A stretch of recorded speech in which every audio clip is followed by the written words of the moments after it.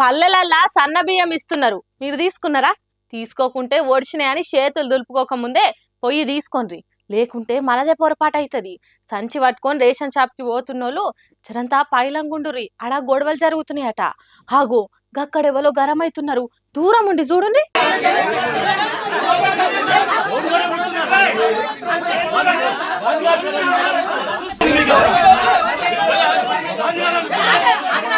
నాకు బియ్యం ముందియాలే, నాకే ముందియాలే అని కొట్టుకుంటున్న లొల్లి కాదు ఇది. సర్కార్ సన్న బియ్యం ఇచ్చుడు షురూ చేసింది కదా. హాగు ఆ కార్యానికి కొబ్బరికాయ కొట్టేతానికి గొట్లాడుతున్న పెద్ద మనుషుల పెద్ద లొల్లిది. తరాజుకు బొట్లు పెట్టి బయోమెట్రిక్ ఊది బస్తీలు ముట్టించి కొబ్బరికాయ కొట్టి సన్న బియ్యం ఇచ్చుడు షురూ చేయాలని అనుకున్నారట. కానీ ఎవరు తక్కువ చేసినట్టు కొబ్బరికాయ కొట్టనియలేదో సుర్రున కోపం నశాలానికి ఎక్కినట్టయి మీరే లీడర్లా, మీరేమన్నా పెద్ద పుడింగిలా నన్ను కొబ్బరికాయ కొట్టమని అడగరా అని లొల్లికి దిగినరట ఓ బుడ్డ లీడరు. ఇంకేమున్నది, సన్న బియ్యం ఇచ్చుడు పక్కకు పోయి ఇలా కొట్లాట ముందట్టుకు వచ్చిందట.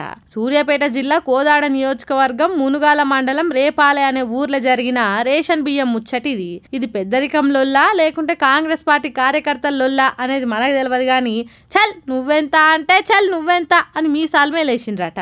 కొబ్బరికాయలు కొట్టేతానికి జరిగిన కీసులాటల కొట్టుకునుడు ఒక్కటే తక్కువైందట. సన్న బియ్యం ఇస్తారని వచ్చిన జనాలు పక్కకుండి ఇలా బాధలాటే చూసి బాధపడ్డారట. మరి అట్లుంటే ఊర్లలో పెద్ద లొల్లులు లీడర్ గిరా మజాకా.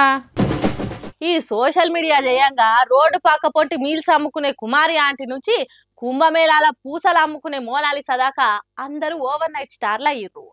అట్లనే మోనాలిసాకు సినిమాల ఛాన్స్ కూడా వచ్చింది. కానీ ఆమెకు సినిమాల అవకాశం ఇచ్చిన దర్శకుని అస్సలు రంగు బయటపడ్డది.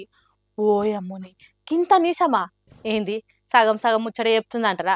చలో నడుగురి మళ్ళీ పూర్తిగా తెలుసుకుందాం. చెప్పేటి శ్రీరంగ నీతులు, చేసేటి మాత్రం షెండాలపు పనులు. హీగో బాలీవుడ్ డైరెక్టర్ సనోజ్ మిశ్రా కథలు కూడా గట్లనే ఉన్నాయి. ప్రయోగరాజ్ మహాకుంభమేళల రాత్రికి రాత్రే సోషల్ మీడియాలో ఓవర్ నైట్ స్టార్ అయిన మోనాలిసాకు ది డైరీ ఆఫ్ మణిపూర్ చిత్రంలో హీరోయిన్ గా ఆఫర్ ఇచ్చిండు కదా డైరెక్టర్ సనోజ్ మిశ్రా.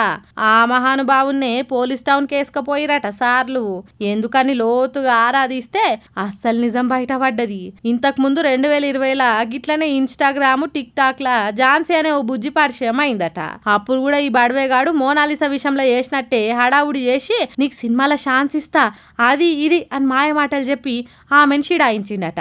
ఆమె ఫోటోలు వీడియోలు తీసి ఈడు చెప్పిన జాగాలకు రాకుంటే అందరికి ఫోటోలు పంపిస్తా అని బ్లాక్ మెయిల్ చేసిండట.